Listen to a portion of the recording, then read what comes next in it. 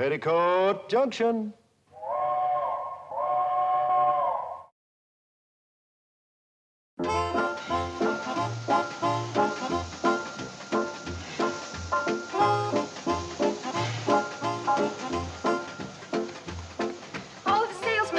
Charlie, and still no sign of Mr. Bedloe. He's gonna be a mighty surprised railroad vice president when he wakes up and finds out his train is gone. Kate sure had a wonderful idea to sneak out of here while... Boyd, are you burning railroad ties again? Gee, Charlie, I just burned the loose ones. Besides, we need a quick fire.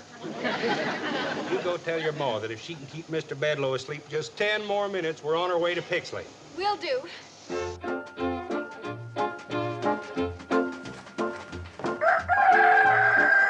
You wake up Mr. Bedloe.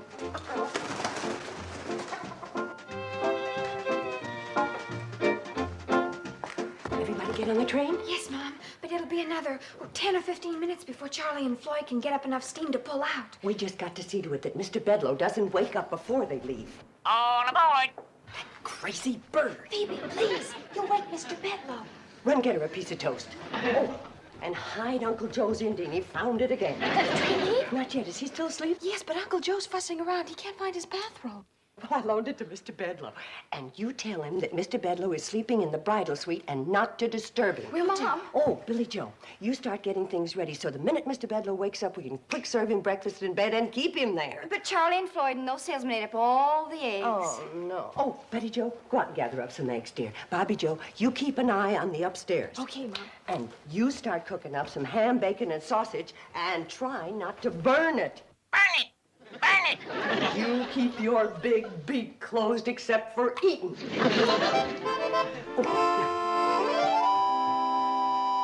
What do you mean, Mr. Bedloe sleeping in the bridal suite? You ought to be sleeping in the barn, and I want my bathrobe back. There's Uncle Joe. Mother says he's not to be disturbed. We'll see about that. Kate! Shh, wake him. What's got into Kate? City feller comes in here, shuts down the railroad, fires everybody, ruins the hotel, and she gives him the best room in the place. Kate! Shh, you're gonna wake Mr. Bedloe. That chance. Buried 3 feet deep in the softest feather bed in the hotel. Kate! Uncle Joe, please, you'll wake Mr. Bedloe. See, I want to ask you a question. I've got to take these to the kitchen there for his breakfast. That's crazy, that's what it is. Feller deserves to be horsewhipped, and she treats him like royalty. Kate! Wait, Mr. Bedloe. Now, Kate, listen. Quiet! You wake Mr. Bedloe! Well, at least you got an excuse to act like a bird brain. Joe, put these flowers in a nice, pretty vase. They're for Mr. Bedloe's breakfast tray. You mean he's getting breakfast in bed? As soon as he wakes up. I ain't a hearing right. I can't be. Didn't he sit right here at this table last night and say he was shutting down the railroad? Yes. And won't that shut down the hotel? Yes.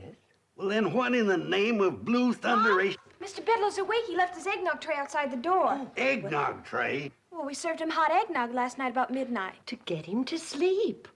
Now, you go help your sisters get Mr. Bedloe's breakfast up to him. I don't want him having to come down to eat. Oh, okay. Now, Uncle Joe, you sit down there and I'll explain all this. What is there to explain? Mean city feller comes out here and wrecks our lives, so naturally we give him the biggest, softest bed in the place. Eggnog at midnight, breakfast carried to him in the bridal suite like he was a groom, and then you... Kate, you didn't... What? You didn't marry that viper, did you? It's not. We're ready, Mom. Oh.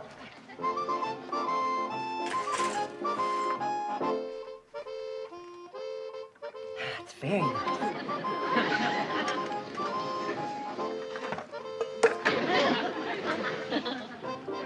Ham?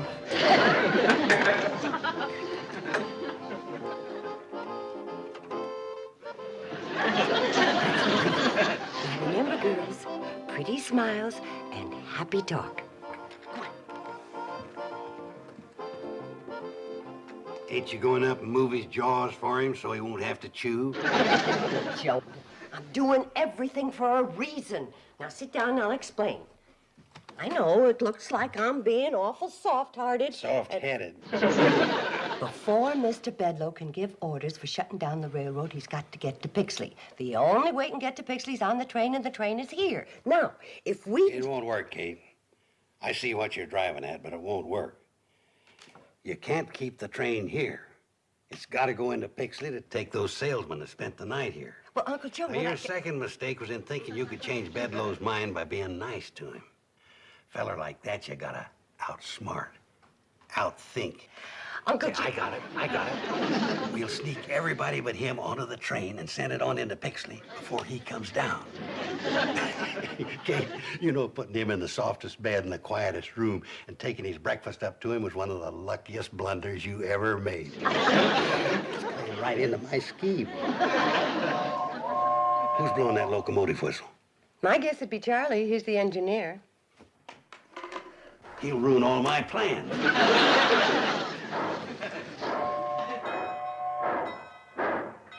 The darn fool's pulling out. We won't have time to wake the salesman. Well, they're on the train, Uncle Joe. How come? Well, I woke him up early. Kate, this is your morning for lucky blunders. Mom, it worked. We heard the train pull out. And now Mr. Bedloe can't go into Pixley. Your idea was brilliant, Mom. I knew it would work. Oh, well... wait a minute, girls. In all fairness, Uncle Joe had the same idea. That's true, girls. It's just that your mother got up first and beat me to it.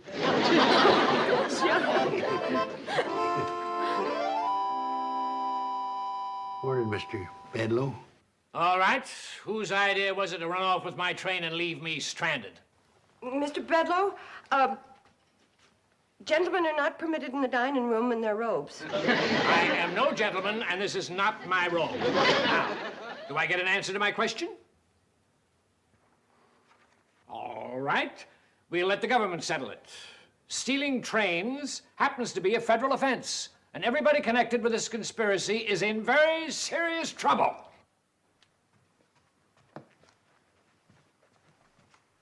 I hope this teaches you a lesson, Kate. Next time you get one of your crazy ideas, check it over with me first. I could have told you this would never work. Hey. What? Somebody's hid my Indian again.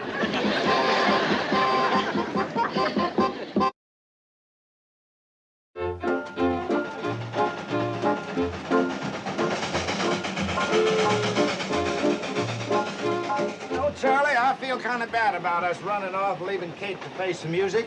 Well, if it was anybody else but Kate, I'd be mighty worried, but that's one woman in a million. She sure is. I never met a woman yet to compare with Kate. How come you never asked her to marry you, Floyd? I don't think I'm good enough for her. How about you? I feel the same way. You do? I don't think you're good enough for her either. We're coming on into Pixley. Think we better stop? Well, if we turn around and go back to Shady Rest, Bedloe will grab the train. Oh, I don't think so. By the time we get back there, Kate will have him eaten out of her hand. Kate can kill a man with kindness, all right. Well, if she doesn't kill him with kindness, them daughters of hers will pretty him to death. It's lunchtime, Mr. Bedloe. Come right into the dining room. Everything's ready for you. Yeah? What's everything? Poison food? Booby traps? Boiling oil? What's waiting for me behind that curtain? Your lunch, Mr. Bedloe. Down, sit down. Everything's piping hot. If you're expecting me to change my mind about canceling the train, forget it. It's a good idea. Uncle Joe, a sour face is not welcome in the dining room. Then what'd you bring him in for? You either smile or stay in the kitchen. I'll stay in the kitchen. Please, sit down. Girls. If this isn't a bribe, why all the attention? As long as you're a guest in my hotel, you're entitled to Shady Rest hospitality. We do not bring our differences to the table. All right, girls, start the food.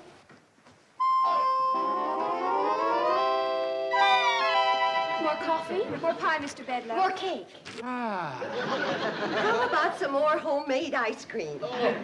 This time, try my hot fudge on a sundae instead of strawberries and peaches. Oh, please, no more. I've never had such a meal in all my life. Oh, come on. I'll bet your wife cooks a better meal than this every day. Ha! For some women don't care about cooking.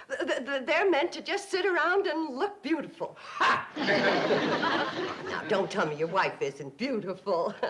She'd have to be to catch a successful, good-looking man like you. Ha! Oh, yes, let's go into the lobby where you can relax and listen to the entertainment. Entertainment? Just a little singing to settle the food. Nothing like music after a meal.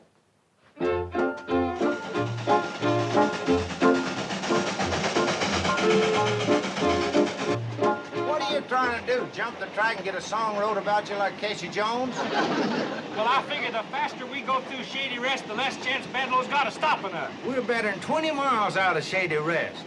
Look at it this way, Charlie. The longer we take getting there, the longer Kate and her girls is going to have to work on Bedloe. That's true. I bet they're really melting him down.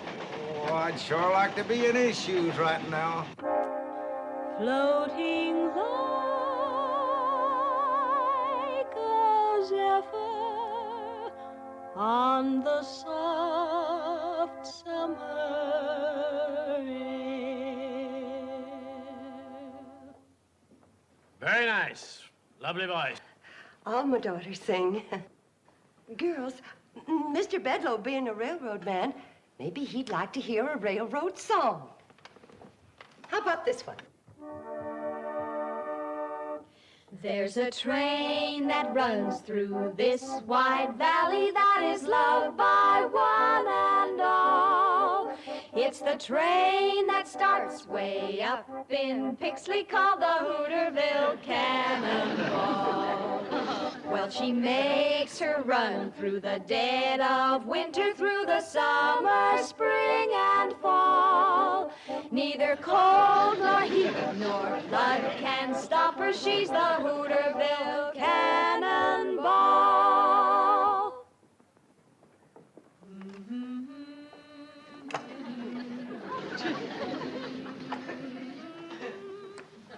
Yes, Mr. Bedloe.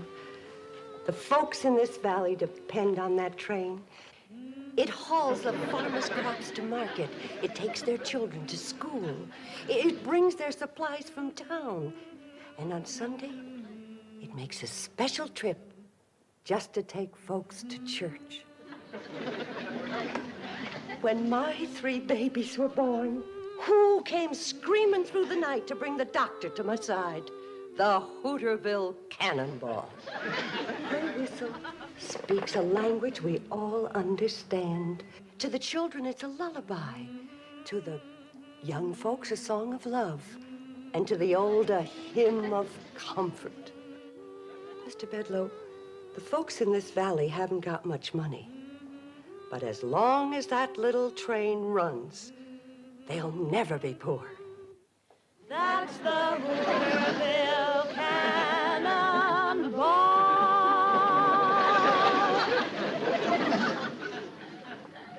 Mrs. Bradley, I came here in anger, and you repaid me with kindness. I gave you bad news, and you gave me warm and friendly hospitality.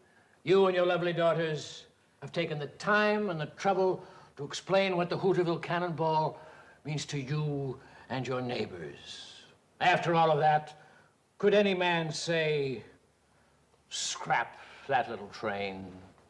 Just one. Me. The minute it gets back from Pixley.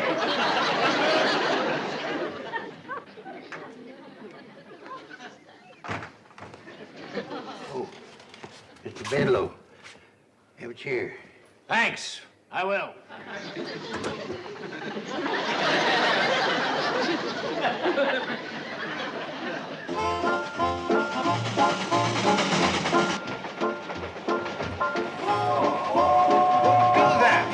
Close to Shady Rest, and you'll tip off Bedloe we're coming.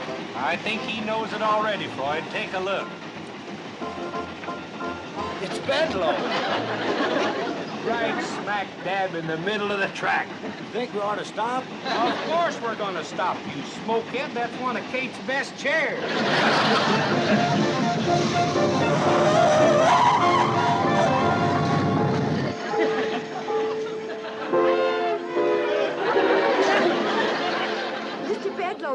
to me. I got something to tell you. Please.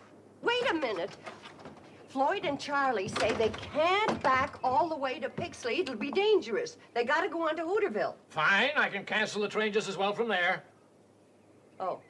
Mr. Bedloe, why are you so dead set on not letting this train run? It's bad business. Doesn't make any money. But it doesn't lose any. Floyd and Charlie are on pensions anyway, and they get their wood and water free. Mrs. Bradley, this train is the legal property of the C&FW Railroad, and we are legally responsible for everything that happens to it. If it runs off the track, if it hurts somebody, if it hits a cow, we're responsible. We can be sued. Well, Floyd and Charlie have hit lots of things. Nobody's ever sued. But they could. No, I'm sorry, Mrs. Bradley, but running this branch line just plain doesn't make sense.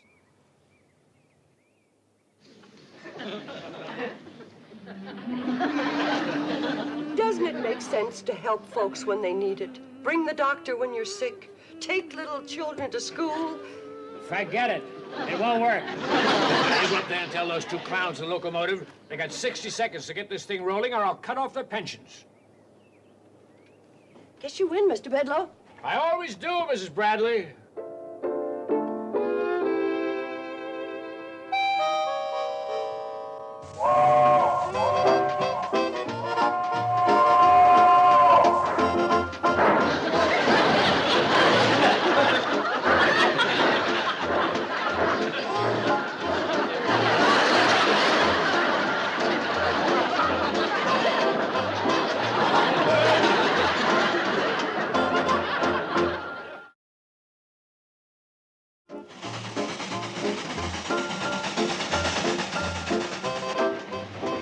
You know, Kate, this is the first time you ever rode up here. And the last. Why did you say that? I thought you had a scheme to keep this old train running. Oh, well, I have. That's why I'm going into Hooterville, but it's scary riding up here going so fast. Those things ever blow up? This one never has. You just might today, though. Why? You're squeezing that pipe so hard you're shutting off her water. Oh. Can't you go a little faster, Charlie?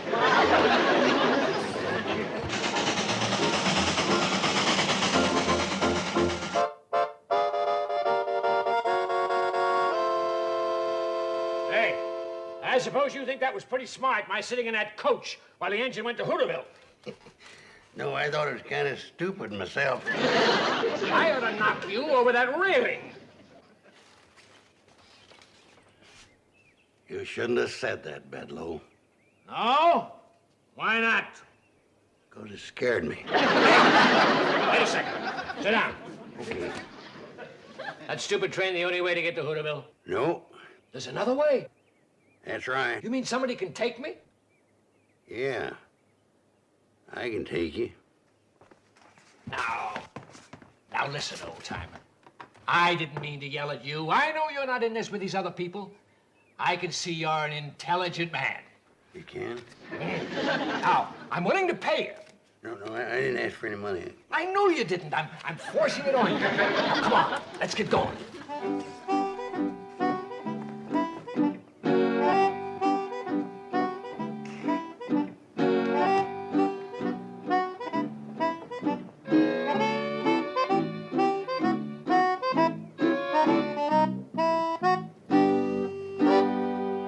Hey, what is this? I thought you were going to take me to Hooterville. I am. We'll never get there before tomorrow if you don't walk faster. Walk? The only way you can get there outside the train. Well, why didn't you tell me? You didn't ask me. Let me have my money back.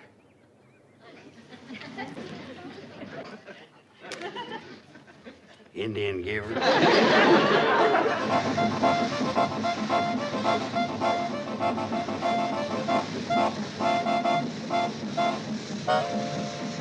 Hiya, boys. Hi, Sam. Kate. Oh, listen. Sam, I need your help. If we don't do something, Charlie and Floyd are going to lose their train. Well, I hate to tell you this, but they've already lost part of it. I don't win that. Boys, you go on down and turn around and pick us up on the way back.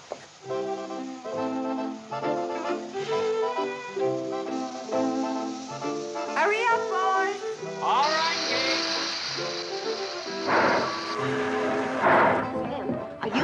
deputy sheriff? I never was a deputy sheriff. I was marshal at the 4th of July parade once. That's close enough. Come on. But what's this all about, Kate?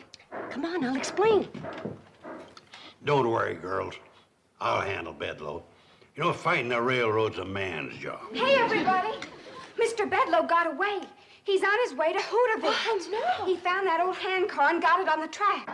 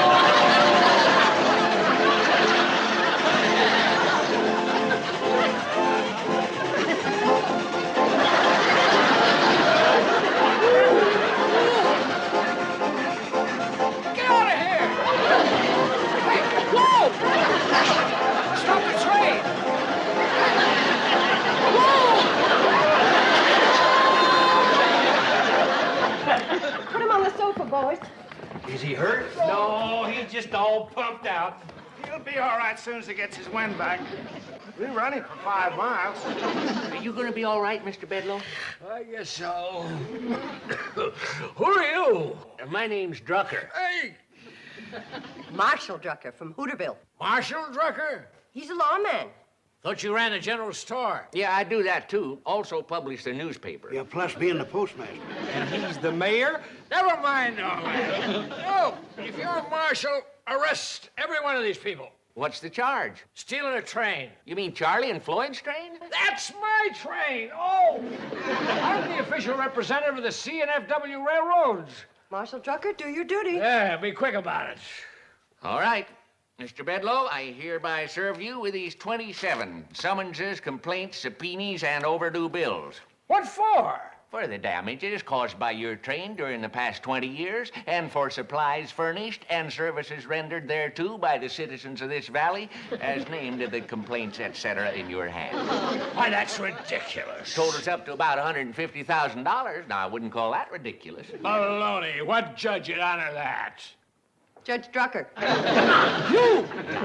I'll demand a jury trial. Well, I don't think you could find 12 men around here that ain't in that bunch of complainers. Judge Drucker, isn't there some way that this thing can be settled out of court? What do you mean out of court? I got him right where I want him. Uncle Joe, please. Well, now, I'll tell you, Kate.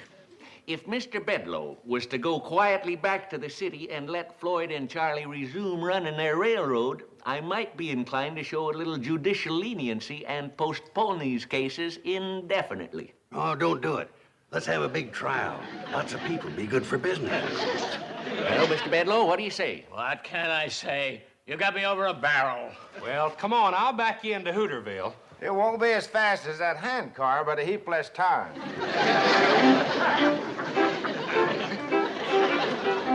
Well, Kate, you've pulled some beauties today.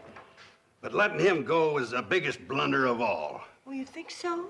Well, he admitted himself we had him over a barrel. Well, I'm sorry. I don't blame you, Kate. But from now on, leave these things up to me. You know, fighting a railroad's a man's job. I'll remember, Uncle Joe.